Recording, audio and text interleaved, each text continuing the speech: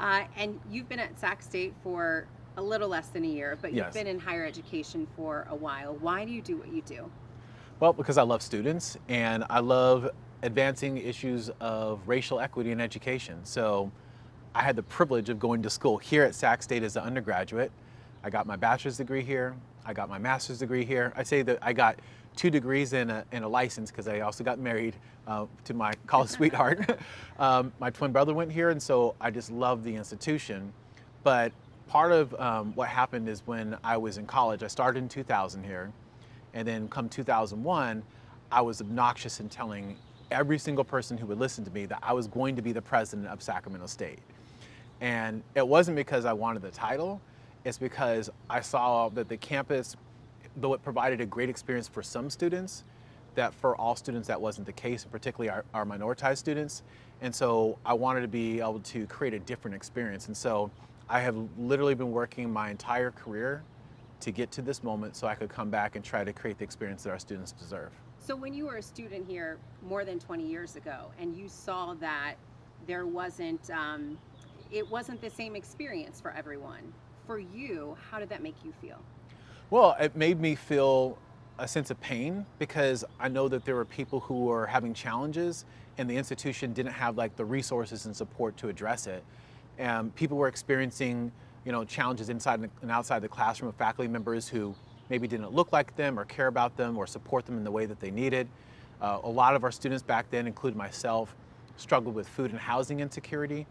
And it was just a different philosophy, a different world. So for example, you come into Sacramento State, you're going to be a new student. Everybody sits down in a big room, and anybody who went to a college or university at the time, they got the same speech. You'd all be sitting together and they say, look to your left, look to your right, only one of you will graduate. One of the things that our student body president always says is instead of saying look to your left, look to your right, only one of you will graduate, we should say look to your left, look to your right, this is your family. Mm-hmm. So for me, it was really the first realization when they did that a lot of people who go to college don't actually graduate. And back then, the black male graduation rate, which is my community, was only 4% in 4 years. So the vast majority of students weren't going to graduate. And even the 5 and 6 year rate wasn't even close to being what it needed to be. And so that's what was really driving me, is the notion that we have to do better to serve our black students, but then all of our minoritized students. College is such a special time. Why is it important for all students to feel supported when they're growing in this way?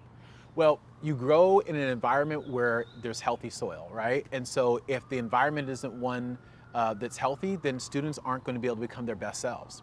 We know that if their environment where they feel a sense of belonging, they feel like they matter, they feel like they cared about, they're going to be more likely to grow in their identities, they're going to be more likely to experience academic success inside the classroom. They're also going to be more likely to engage in internships and other things that are going to give them that well-rounded experience. So environment dictates outcomes, and so we really need to focus on how we create those environments for our students.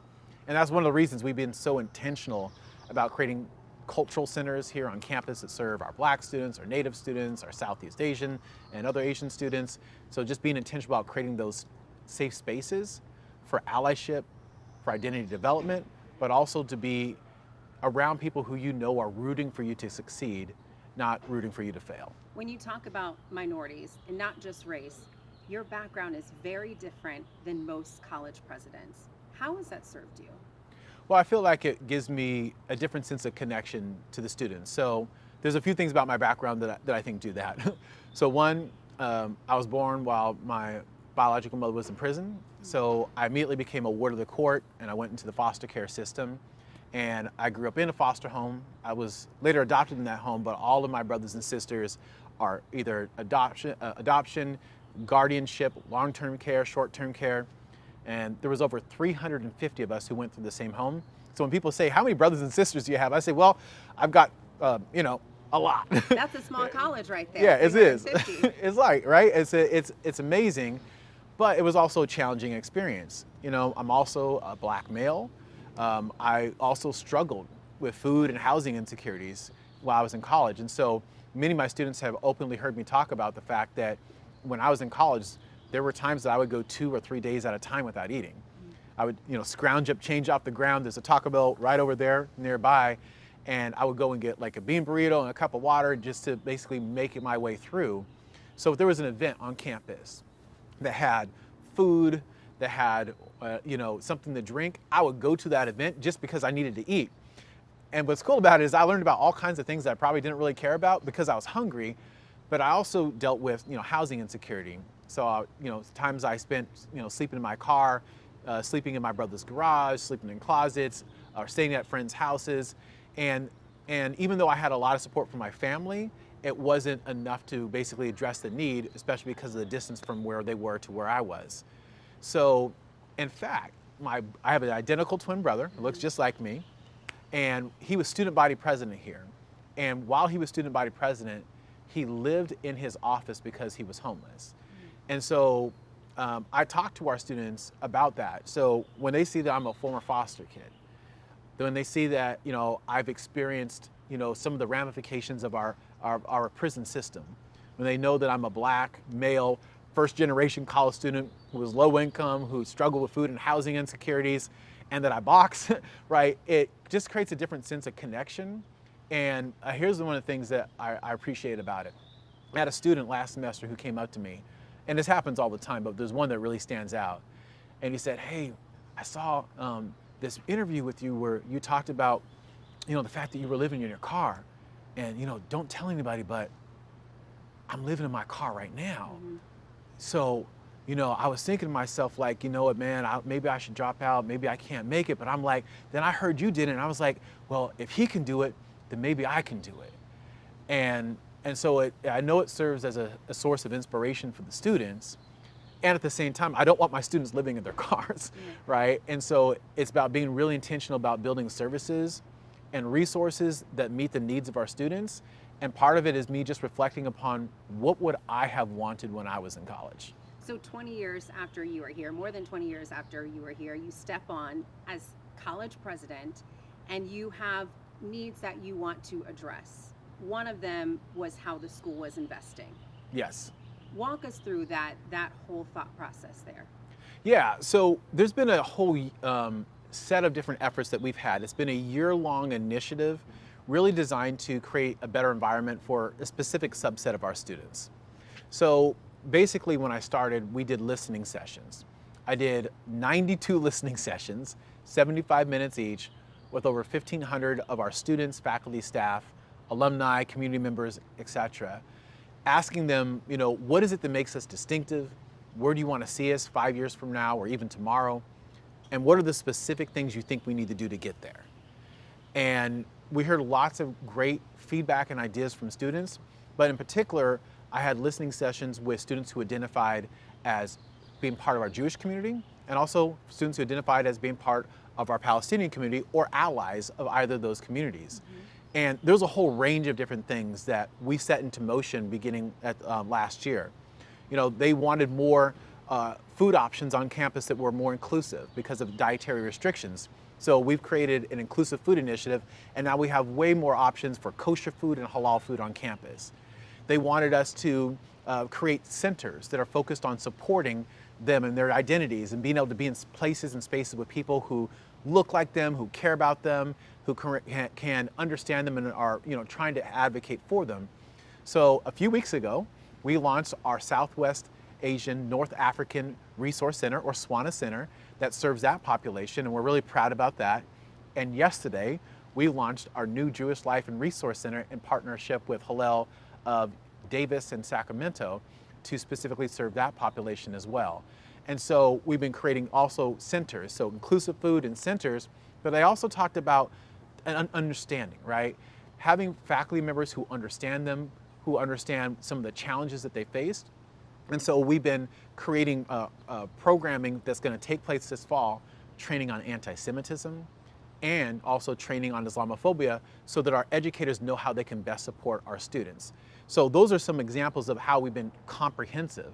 Students also asked for us to be understanding that given everything that's going on in the world, that many of them are experiencing pain. And there's students here on this campus who've lost loved ones overseas. And so we wrote to our faculty just asking them to be mindful that students are experiencing emotional distress, to be as flexible as possible as they could be with them, and to just be mindful that we really need to do our best to support students. So those are some of the things that we've done, but the extension of it was really, how do we think about how we invest as a campus? So as a university, we have multiple different what are called auxiliaries, essentially nonprofit organizations that are connected to the campus. And so we have provided them with executive guidance on creating policies on socially responsible investing. And so socially responsible investing is important because we essentially use the monies that come from our investments to support our students in their education. And it's important for us that when we do so, that we're not investing in companies that profit from death and desolation. And so it was really important for us to move forward with a policy that talked about what that looked like. And I'm gonna tell you why that's important here. Sacramento State has always had a long history of focusing on genocide, ethnic cleansing, and human rights. In fact, we're getting ready to host our 7th international conference. It takes place every 3 to 4 years, so this has been going for some time, focused on genocide. We'll have here in the fall the president from Rwanda. We'll have the UN Undersecretary for the Prevention of Genocide. We have faculty members here who specialize in focusing on ethnic cleansing and genocide. So it's part of the culture here. In fact, as I was a student here, you know, it was really my first exposure, or an expanded exposure, to learning about, you know, the genocide in Rwanda, human rights violations in Haiti, the Holocaust, the genocide against Native peoples. And so it's been a long-term disposition of the campus. In fact, so much so that our university foundation, which has most of our investments, they've already had a general practice of socially responsible investing, so much so that we don't have any direct investments in many of the companies that our students are concerned with, which is great. You were saying that you all weren't in a practice of investing in these companies anyway. A lot of people are saying that Sac State has divested. That is not what happened here. What Sac State has done is we've created executive guidance to all of our auxiliaries on socially responsible investment. And that policy is really clear that we do not want our students' education to be funded by companies that profit from death and desolation. So now we have all of the different auxiliaries. So for example, our University Foundation, Associated Students Incorporated, our enterprise arm, we have multiple auxiliaries that also have their own mutual funds and index funds and their own investments. And it's basically saying like, hey, we don't really want to have direct investments in these types of companies. And if we have indirect investments, such as through mutual funds or index funds, we should be really thoughtful about reducing that exposure so that we can be the kind of institution that lives by its values. Prior to this recent encampment, were students asking to see how the school had invested funds? Yes, for sure. Many of our students have been. It's been a regular conversation that has been brought to me by students throughout the year, and also a regular conversation that's been brought to me by our senior advisor. And so really this has been a combination of being responsive to what we hear. And I feel like that's part of where I think many people may go wrong. What our job is as educators is to listen and then to lead. And so we listened to what the students' concerns were across all kinds of different communities. And now we're being responsive to that and moving forward with policy guidance that changes directions for the future. Let me stop you there, because across the country, we've seen protests on so many campuses. Yes. Thousands of students being arrested. We've seen so many videos just pour out across social media where violence took place, Yeah. where young people are protesting. For you, not only as a college president, but also a father, when you see this take place on a college campus, how did it make you feel to see all of these videos? I think it's heartbreaking. And I think for a lot of families, when they are watching this take place on their news, they see the list, okay, there's this campus, this just happened, this campus, this just happened. And they're saying to themselves, I'm not gonna send my kid there because it's not necessarily a safe environment. And that's why I think that Sacramento State kind of occupies a unique third space. But we're not saying that we are supporting one group or another group. We're here to support our students and what our students need and what they deserve, which is to experience an environment of dignity. So we've done, the cultural centers, we've done the trainings, we have the socially responsible investment policy. It's about making sure that we're supporting everyone holistically. And these investments moving forward, you're not saying anything regarding Israel either way. Well, our policy is about war, death, and desolation at a broad level. This is not directed towards one people or one region. We want to make a statement about the world in general. So, for example, I mentioned the example of learning about Rwanda when I was here. Would we want to have back then invested in companies that were profiting from something that was taking place there? No. So I think it's important for us to make a statement about where we stand. And from my read, that's what a lot of students are really looking for, to take a moral stance about what is taking place in the world. And I think no matter who you are, no matter whether you're on the left or on the right, no matter what your politics are, I think everyone can generally agree that you don't want your students' education funded by death and desolation. A couple weeks ago, before the encampment started, and then even when the encampment here on your campus started, as you're seeing all these scenes play out across the country, were you fearful what was your worst fear of something happening here at Sac State? Well, my worst fear was looking at the news and seeing, there's some really serious things and really violence that's taking place. But what I was very happy to see is that though our students, did form an encampment, and it was a very large encampment, it's gotten a lot of attention in this community. They did so in a way that adhered to our time, place, and manner policy, which is how we, manage different kinds of protests and events that take place on campus. And they did so in a peaceful manner. You didn't see any violence. You didn't see people throwing things at one another. What you saw was conversation. If you had seen the encampment, they were singing, they were dancing, they were praying, they were doing meditation, they had book clubs, they had faculty members coming and doing teach-ins.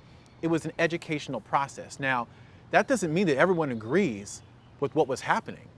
That doesn't mean that people agreed with the political leanings. It doesn't mean that people agreed with the words and phrases that were being used. But what I think people can all say is that we live in America, and people have a right to express their perspectives. And I think that what has happened in our country is that we are too quick to vilify. And at Sacramento State, I think that we have an environment where we're trying to unify. And so I want Sacramento State to be a place where it doesn't matter what your background, whether you identify as Palestinian or an ally of that community, or Jewish and an ally of that community, that you can come to a place like this and be able to have open and honest dialogue, debate, and be able to engage and exchange ideas in a way that you don't see at other institutions. Despite the peaceful encampment, you did move to have the students take it down. Why? So they had a period that was approved for the encampment, and that period had expired. And when the encampment period expired, they began to tear down the encampment. Now, I will say that I think that part of the reason that they did, and I can't speak for the students, but what I can say is that we listened, and I think that they didn't remove the encampment because of our policy stances. I think that they removed the encampment because they saw where our hearts were and what our commitments were. And we've had a year of doing all these different things that show that we're truly committed to them and committed to their success. And I think that that's what everyone really needs to focus on doing. Let's go in and just have a conversation, talk with people, sit down. We don't have to agree, but as long as we can have a conversation, we can move forward in a way that not every place is doing. In that same vein, we spoke to a student here on campus. She's a junior here at Sac State, 29 years old, and her family is from the Middle East. Yeah. And she broke down crying when we were talking to her because she said this was the first time that someone has listened to me and actually asked me what I thought. That's a powerful sentiment from a student here. Yeah. How does that make you feel? It makes me feel fulfilled, because that's what we're really trying to do, is really truly trying to listen and be responsive. Now, and we were talking, obviously in this context about our Jewish community, our Palestinian community, and our supporters of those different communities who have a range of different perspectives and ideologies. But we're also doing the same thing for our Black community, our Latinx community, our Native American community, our Hmong, Cambodian, Laotian, Vietnamese students. We're doing it across the board because we believe that that's why we're here. The whole reason that Sacramento State exists is so that we can create the kind of experience that our students deserve. Because too often in K-12 education, our students are treated, particularly our minoritized students, with distrust, disdain, and disregard. And what we want to do is have an environment that extols their brilliance, their dignity, and their morality. And so that's a different perspective. And I think it's one that no matter who you are, you can say, that's where I want my kid to be. Now here at Sacramento State, you serve a lot of students, but you're just a small piece to the larger pie. There's 23 schools in your system. Yes. How were you able to make this move, such a grand stand in a larger system with 23 schools? Yeah, so as a system, we collaborate on a number of different things, right? We have for example, an office here that just got approved by our system that basically we're going to do Black student success and help to coordinate and promote Black student success across the entire system here through Sacramento State. We also have a similar office that's doing the same thing for our Asian Pacific Islander students. We're very excited about these. This is a big deal for us that we have the privilege of coordinating those efforts across the system. So there's some times where the system, has those kinds of relationships that, we're going to work together on this common goal. But also at the campus level, we do have our own investments, right? And so we have our own centers, we have our own policies and practices. And so the idea is that we move in an interconnected way, but actually at the same time, we also have to recognize that we serve different communities.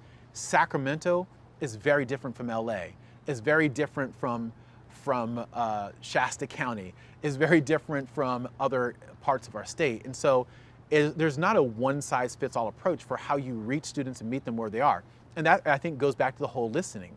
You have to sit down, you have to listen to your students, you have to understand what it is that they need. And if you do that, you can't assume that across 23 campuses it's all going to look the same. That being said, we're very proud to be part of the California State University system, where we prioritize students' learning, students' development, diversity, equity, inclusion, and we have shared values about how we want to change the world and create upward socioeconomic mobility for our students. With so many people engaged in the success of a university, I can't imagine everyone is excited about this move. What have critics said? Every person who has been a critic, and I have to say it hasn't been as widespread as I think one might believe. They've actually, once they've had a chance to hear the comprehensive nature in which we've approached things, with the centers and the trainings and the task forces and the policies, I think what they understand is that, what we're doing is that we're really serving every community, and we're trying to serve every community well. And so once I've had a chance to have conversations with people, they usually go from, well, this isn't something that I agreed with, to, I understand why you did this, and I really think that the way that you're approaching this is beautiful, and I want to see other institutions do the same. Are you concerned you'll lose the support of some donors or even state lawmakers here in California? I am concerned about the well-being of our students. I'm concerned that we create the environment that they deserve. I'm concerned about my campus community, and I'm concerned about our system. Those are my primary focus. I very much care what our donors think. I very much care what our legislators think. But ultimately, my responsibility is for the health, the safety, and the learning and development of this campus. Your encampment came down very peacefully. It's a very peaceful campus. You called it the park. Where do you think other schools have misstepped? Well, one thing I want to point out is, as they were taking down the encampment today, they took the food, they had a ton of different food donations, and then they donated that food to the food bank here on campus. So it's interesting, because you use the word peaceful, right, to see that it's also an effort to give back to the same community. I think that I don't know if I can say where other colleges has misstepped as much as I can say what I think has to be done. What has to be done? Building relationships with students. You cannot come into a situation where you're trying to determine how you're going to respond to an encampment, a protest, a sit-in, or other forms of direct action, and this is the first time that you've talked to your students. So it has to be ongoing conversations with listening. The second is that we want to respond by basically having our front line be those who are student affairs professionals, who work day in and day out with students, who understand their communities, understand what the challenges are, who know the students on that individual basis. I think that you also have to have a perspective of, when we do something, we're not going to just be performative about it and say, hey, we're going to do this, but you have to be really intentional about following through. And I think that the students saw our track record. They saw that our hearts were in the right place, that our commitments were in the right place, and I think that made them feel a greater sense of ease. Now, at the same time, the calls that you've seen at other campuses for canceling commencement, that I think is a very, very difficult thing to hear. I think what many people may forget is this is really the first year, and next year will be an even bigger year, where these are students who are our pandemic students. These are students who didn't get to graduate and walk across that stage at graduation. So not only are you taking away their college graduation, you also had to take away their high school graduation for obviously very different reasons. So imagine that.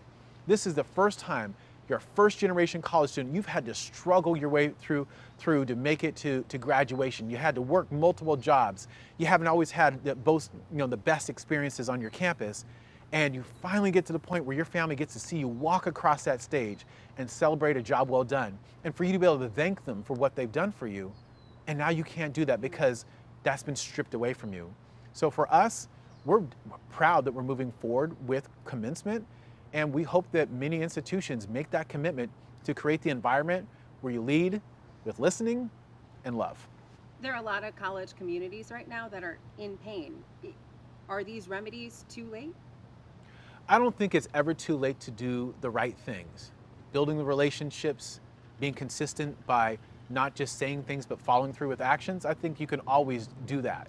And I also don't think that we're at the end of this flashpoint. So I don't think it's too late to ever do the right thing, because really, if we think about it, we're going into what will be a very difficult fall.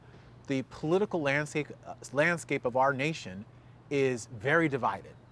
It's very polarized. And as a result, I expect that you'll continue to see direct action on a whole bunch of different issues, this being one of them. And so I think you build those relationships now so that the students know that you're in it with them, you're there, that you're fighting for them to be able to succeed, you're fighting for them to be able to express their opinions. And I think that that will create a better fall for many of our colleges and universities. Excluding your university here, as a nation, if we continue on this same path that we've seen across the country, where do you think we'll be a year from now? Where do you think we'll be 5 years from now? Well, I don't know. I guess Sacramento State's going to have to build more residence halls. All joking aside, I think that we won't be in a good place. What I'm seeing is the expansion of a cancel culture. And we have to move away from that. I'm seeing an expansion of vilifying people and sowing seeds of distrust. And we have to move away from those things to create the environment where our students deserve, where they're educated by people who believe in building trust, mutual respect, and authentic care, and have a shared and vested interest in their success. And let me tell you what I mean by that, where they know that if they do well, if they hit the mark, they get the grade, the job, the internship, whatever it might be that they're looking for, that they're heard, that you're going to personally feel as an educator that you did well. But on the flip side, if they stumble, if they fall, if they miss the mark, they don't get that grade, the job, the internship, or don't feel like they're being heard, that you're going to personally feel like you didn't do well because you're in it with them. You have a shared or vested interest in their success. And unless we have that kind of environment, we're going to continue to see polarization. We're going to continue to see a culture of canceling. And we're going to continue to see people have less trust in higher education institutions.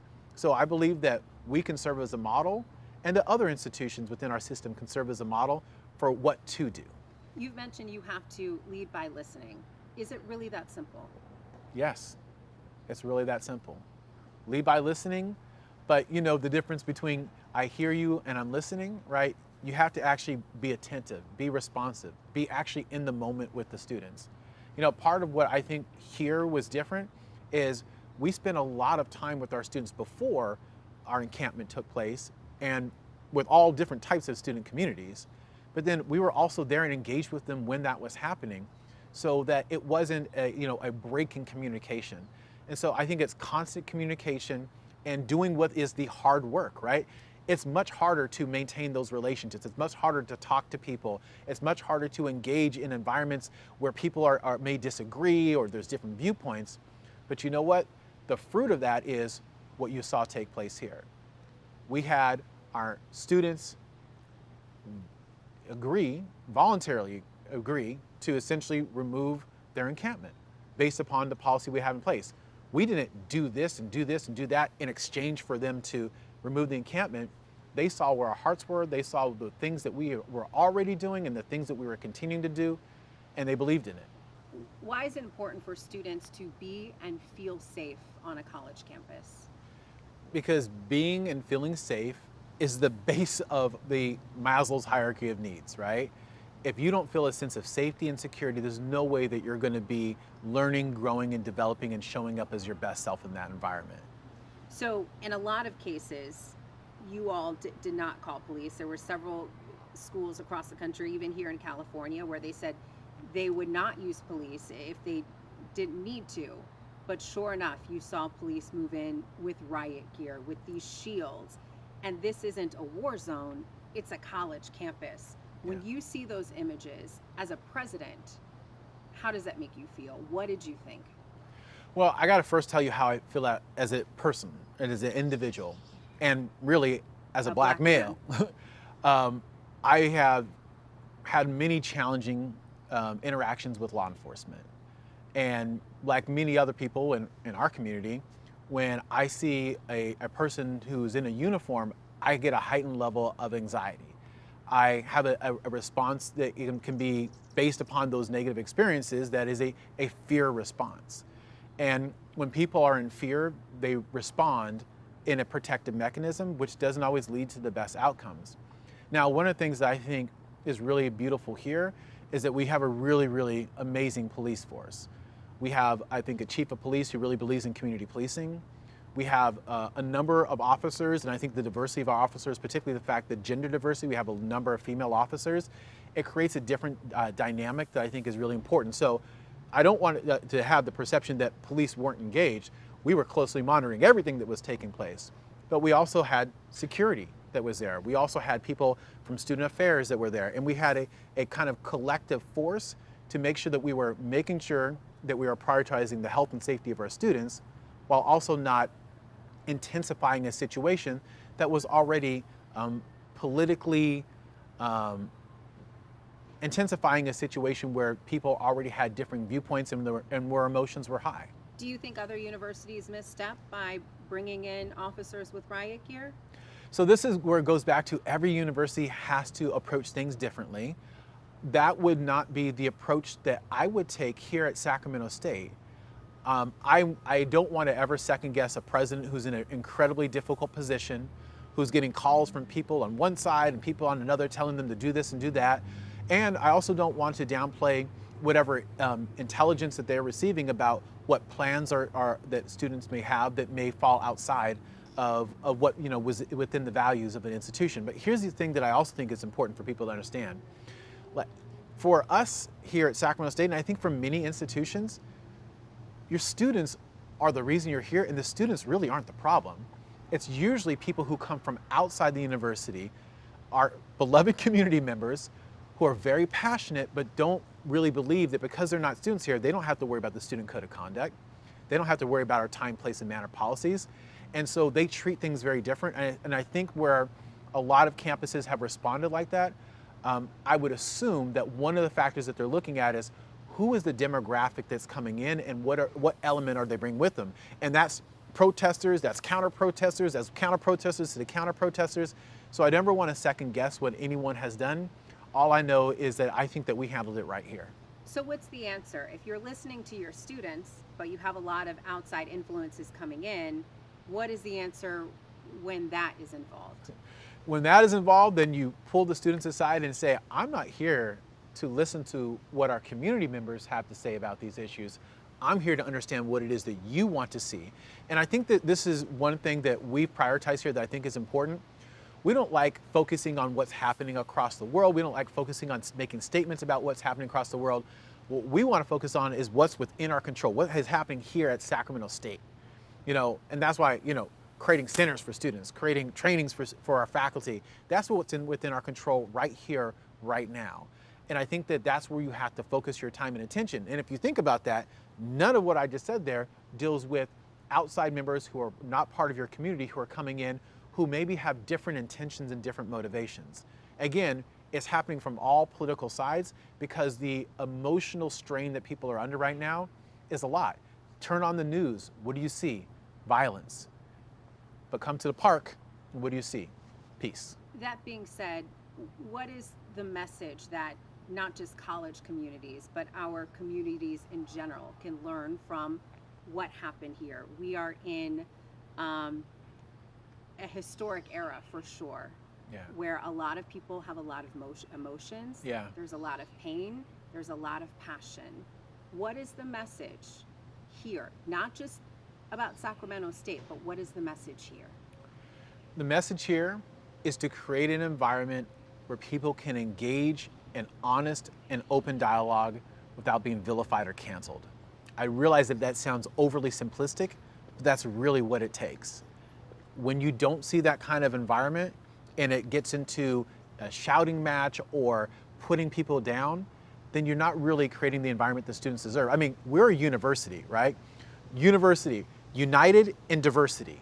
And that's diversity of thought, that's diversity of background, that's diversity of practice. And so if we're gonna truly be a university, then we have to create an environment where people can actually engage in that. And I don't think that you're seeing that as much. I think that over the last decade, it's changed a lot. And I think that that's why we're trying to be very intentional about creating the environment where people can have open and honest dialogue, even when you don't see that in other places.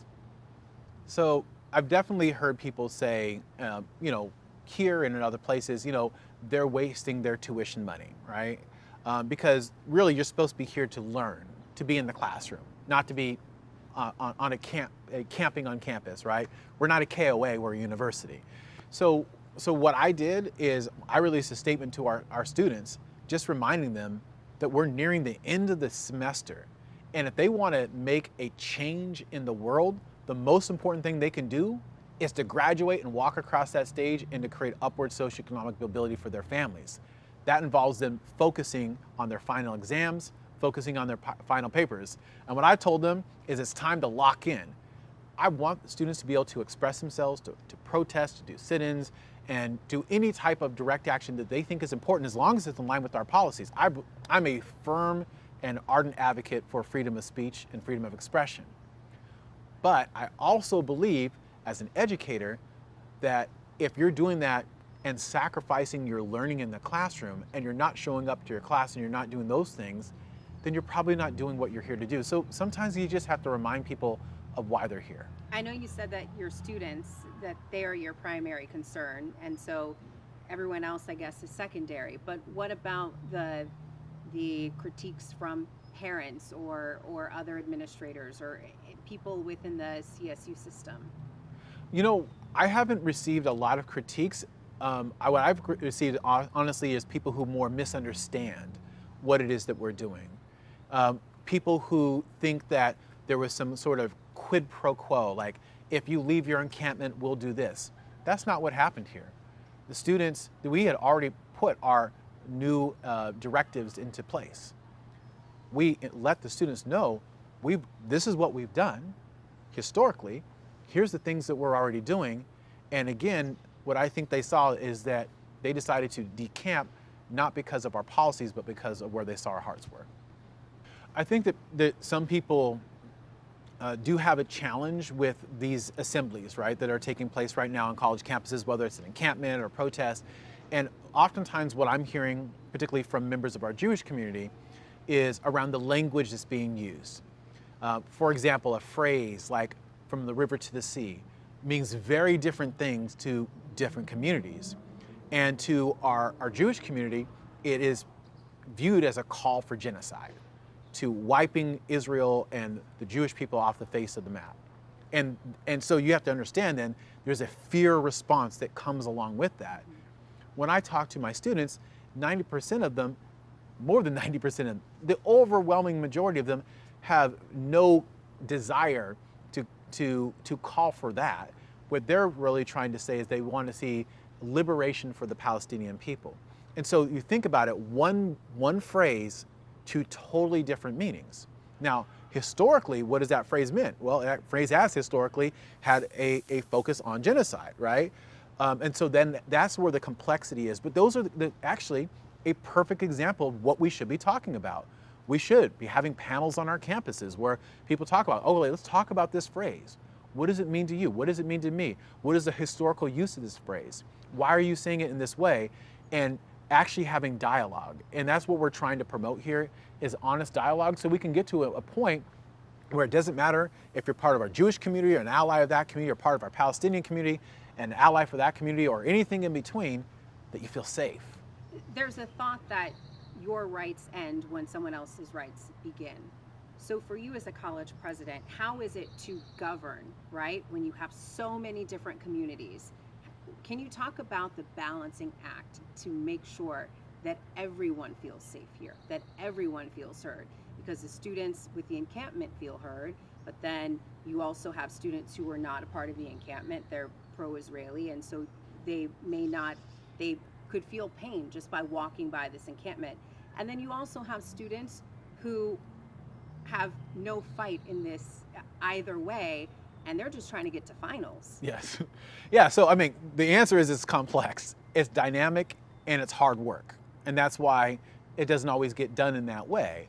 So for us, it's, we're talking to these communities, and we're talking about this right now, but we've been doing, as I mentioned, we did 92 listening sessions. So we're talking about all the different communities. And so what we've done is we created action plans for pretty much every minoritized community on our campus. Our LGBT IAQ+ community, our students with disabilities, our minoritized students in terms of ethnic identities. And so what we've done is we've tried to create an environment where we're meeting each different person's needs. And we've done that as part of our listening sessions. And then the result of that is these efforts that you're continuing to see us roll out. It's why we started an honors college specifically designed to serve students who are interested in Black history, life, and culture. It's why we have Combat U, which is a professional, collegiate pathway into professional boxing and mixed martial arts. It's why we opened up our Issachtama Center to serve our Native and Indigenous students. It's why we're expanding our service to students who are former foster youth. The idea is you have to go to each different community, understand what it is that they need, and then have an action plan. But here's where I think that you have to be focused. We can't just say words, we have to have actions. Because words without actions are a false promise to communities that are used to people being performative and lying to them and not being genuine about wanting to support them. But for me, because of the background that I come from, because of the fact I grew up in a home that's very diverse, my brothers and sisters are Black, they're white, they're Latina, they're Pacific Islander, I have a sister who's in a wheelchair, another with a cognitive impairment. So I grew up in a diverse environment. So when I engage our students, I don't just see them as a student, I see them as my brothers and my sisters and those who I love and care about. So what's next? What's the next action as it relates to this conflict? Well, as it relates to this current conflict, it's really thinking about how do we do training and development with our students on understanding the different perspectives, right? And so really it's about creating allyship programs so that people understand, hey, when you say this word or this phrase, we want to make sure you understand the context and what that means. Or if you call for this to be done, that you understand the implications of what that means for this community. And so it's really about making sure that we're preparing our students to engage in a diverse global market economy. Because if we don't prepare them to engage and have those conversations, the US as a country will never continue to hold its position as a dominant global power.